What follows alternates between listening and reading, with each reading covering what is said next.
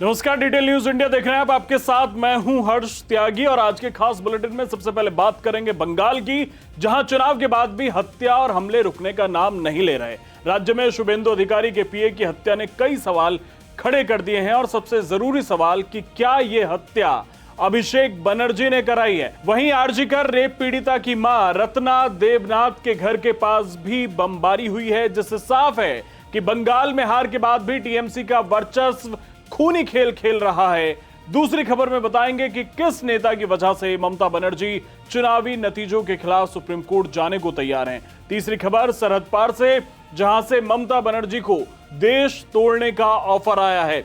चौथी खबर भारतवासियों को गर्व महसूस कराने वाली है। आपको बताएंगे कि ऑपरेशन सिंदूर के साल पूरे होने पर तीनों सेनाओं के अधिकारियों ने क्या महत्वपूर्ण जानकारियां दी। वहीं पांचवी खबर सम्राट कैबिनेट के विस्तार को लेकर है, जहां पीएम मोदी की मौजूदगी में नए नेताओं ने मंत्री पद की शपथ ली।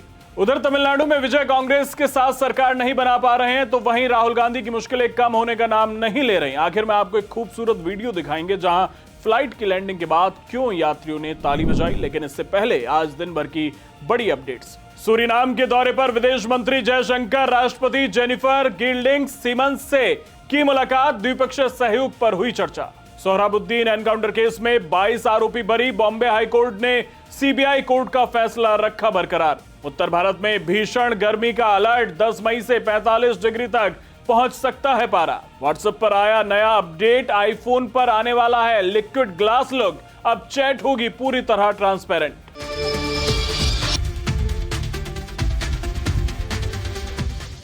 आज की सबसे बड़ी खबर बंगाल से है, जहां पर बीजेपी नेता शुभेंदु अधिकारी के पीए की हत्या ने सनसनी फैला दी है। बीजेपी के नेता ममता बनर्जी के भतीजे अभिषेक बनर्जी पर हत्या करवाने का आरोप लगा रहे हैं। अब तक की जांच में सामने आया है कि हत्या में इस्तेमाल की गई गाड़ी पर फर्जी नंबर प्लेट लगी थी। गोली लगने के बाद चंद्रनाथ रथ को विवासिटी हॉस्पिटल लाया गया था, जहां उन्हें मृत घोषित कर दिया गया। पुलिस सूत्रों का दावा है कि घटना रात 10:15 के आसपास हुई है और बताया जा रहा है कि हमले के समय गाड़ी की अगली सीट पर चंद्रनाथ रथ और उनका ड्राइवर मौजूद थे। इस वारदात में कुल 3 आरोपी शामिल थे। एक आरोपी 4 पहिया सिल्वर रंग की गाड़ी चला रहा था, जबकि बाकी 2 आरोपी मोटरसाइकिल पर थे। सूत्रों के मुताबिक जिस गाड़ी में चंद्रनाथ रथ सवार थे, उसके सामने एक आरोपी ने 4 पहिया गाड़ी आड़ी तिरछी खड़ी कर सड़क जाम कर दी। मजबूरन चंद्रनाथ की गाड़ी के ड्राइवर को गाड़ी रोकनी पड़ी। इसके बाद गाड़ी के पास 2 मोटरसाइकिल पहुंची और हमलावर ने फायरिंग शुरू कर दी। चंद्रनाथ की मौत कंफर्म करने के लिए हमलावर ने खिड़की के शीशे पर बंदूक सटाकर गोली चलाई। शीशे में बने छेद से लगातार गोलियां दागी गईं। चंद्रनाथ को कुल 3 गोलियां लगीं। वहीं फायरिंग में ड्राइवर भी घायल हो गया है। बीजेपी ने चंद्रनाथ की हत्या को सुनियोजित बताया। वहीं टीएमसी ने घटना की निंदा करते हुए इसकी जांच की मांग की है। पुलिस ने कहा है कि उसने मामले की जांच शुरू कर दी है। आपको बता दें कि शुभेंदु अधिकारी ने हाल ही में हुए चुनाव में भवानीपुर से टीएमसी नेता और निवर्तमान मुख्यमंत्री ममता बनर्जी को करीब 15,000 वोटों से हराया था। और वहीं आरजीकर रेप पीड़िता की मां विधायक रत्ना देवनाथ के घर के पास बम विस्फोट हुआ, जिसमें कई बीजेपी कार्यकर्ता घायल हो गए। यह धमाका सेंट जेवियर्स इंस्टीट्यूशन के पास हुआ। हमलावरों ने देसी बम फेंके और फिर तेजी से घटनास्थल से फरार हो गए। बीजेपी नेताओं के करीबियों पर इन हमलों ने कई सवाल खड़े कर दिए हैं कि चुनाव के बाद भी टीएमसी के लोग इतने ताकतवर हैं कि सरेआम हत्याएं कर रहे हैं। और साथ में यह भी कि अगर ममता बनर्जी जीत जाती तो इस वक्त बंगाल में क्या हो रहा होता। तथ्य तो यही है कि ममता बनर्जी पश्चिम बंगाल का विधानसभा चुनाव हार चुकी हैं, लेकिन वो मानने को तैयार नहीं है। चुनाव परिणाम आने के बाद अब ममता बनर्जी ने बड़ा राजनीतिक और कानूनी कदम उठाने का फैसला किया है। टीएमसी ने ऐलान किया है कि वो पूरे चुनाव परिणाम को सुप्रीम कोर्ट में चुनौती देगी।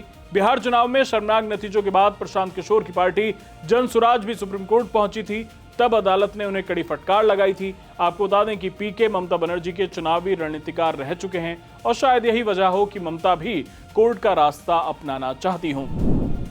ममता बनर्जी को जनता का साथ मिले ना मिले, लेकिन बांग्लादेश का साथ जरूर मिल गया है। बांग्लादेशी नेता मोहम्मद नुरुल हुदा ने ममता बनर्जी के लिए वीडियो मैसेज जारी कर कहा कि बांग्लादेश के 17 करोड़ मुसलमान ममता बनर्जी के साथ हैं। आप आगे बढ़िए, दिल्ली के खिलाफ जंग छेड़ दीजिए और बंगाल को एक अलग राष्ट्र बना दीजिए। इससे भी ममता बनर्जी को समझ जाना चाहिए कि लोकतंत्र को चुनौती देना देश के लिए कितना घातक साबित हो सकता है। खबरों में आगे बढ़ते हैं। आज 7 मई को ऑपरेशन सिंदूर को 1 साल पूरा हो चुका है। 7 मई की तारीख पाकिस्तान के लिए किसी बुरे सपने से कम नहीं है। 22 अप्रैल 2025 को पहलगाम में आतंकियों ने धर्म पूछ कर 26 निर्दोष लोगों की जान ले ली थी। इसके बदले में 6 से 7 मई की रात भारतीय सेना ने पाकिस्तान की सीमा में घुसे बिना आतंकी ठिकानों को नेस्तनाबूद कर दिया। भारत की कार्रवाई ऐसी थी कि पाकिस्तान की पीढ़ियां याद रखेंगी। आज प्रेस कॉन्फ्रेंस में सेना, वायुसेना और नौसेना के उच्च अधिकारियों ने इस ऑपरेशन की सफलता और उसके सबकों पर विस्तार से चर्चा की। Lieutenant general Rajiv Ghai, air marshal Awadhesh Bharti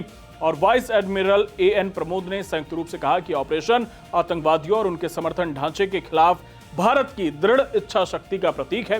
Bharat ने 13 पाकिस्तानी विमान गिराए, 11 बेस को बर्बाद किया और 100 से ज्यादा पाकिस्तानी सैनिकों को मार गिराया। Operation Sindoor was not an end, it was just the beginning।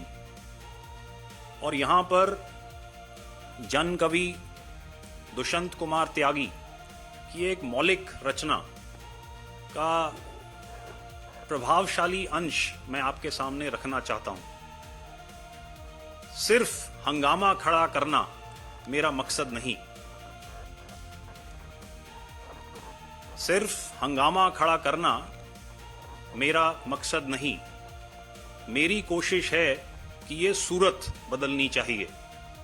India's fight against terror, ladies and gentlemen, will go on.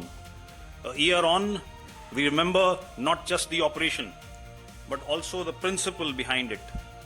India will defend its sovereignty, its security, its people, decisively, professionally, and with the utmost responsibility. Jai Hind.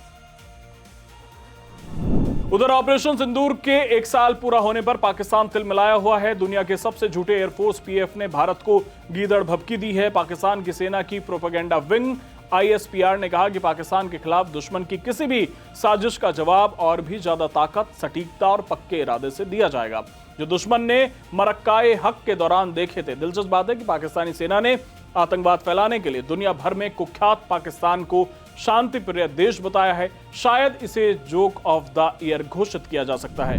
और इसी बीच आपको बता दें कि बिहार में सम्राट चौधरी के नेतृत्व में नई सरकार का कैबिनेट विस्तार हो गया है। पटना के गांधी मैदान में 22 नेताओं ने मंत्री पद की शपथ ली। शपथ ग्रहण समारोह में प्रधानमंत्री मोदी, गृहमंत्री अमित शाह और बीजेपी अध्यक्ष नितिन नवीन मौजूद रहे। सम्राट चौधरी के मुख्यमंत्री बनने के 22 दिनों के बाद उनकी कैबिनेट का विस्तार हुआ है। निशांत कुमार और पूर्व उप मुख्यमंत्री विजय कुमार सिन्हा के अलावा पूर्व मंत्री श्रवण कुमार और अशोक चौधरी को भी सम्राट चौधरी मंत्रिमंडल में शामिल किया गया। कैबिनेट विस्तार में बीजेपी के 15, जेडीयू के 13, एलजेपीआर के 2, हम और आरएलएम के एक नेता ने मंत्री पद की शपथ ली। जेडीयू से 3 नए चेहरों ने शपथ ली, जिनमें पूर्व सीएम नीतीश कुमार के बेटे निशांत कुमार, बुलो मंडल और श्वेता गुप्ता का नाम शामिल है। उधर तमिलनाडु में विजय के सरकार बनाने पर सस्पेंस बना हुआ है। कांग्रेस के समर्थन से सरकार बनाने का दावा पेश करने के बाद विजय फिर राज्यपाल राजेंद्र विश्वनाथ अर्लेकर से मिलने लोक भवन पहुंचे। उन्होंने बुधवार को कांग्रेस पार्टी का समर्थन पत्र राज्यपाल को सौंपा था और सरकार बनाने का दावा पेश किया था। सूत्रों के मुताबिक टीवी के प्रमुख विजय बहुमत साबित होने के बाद ही शपथ ले सकते हैं। तमिलनाडु के राज्यपाल राज्य में स्थिर सरकार चाहते हैं।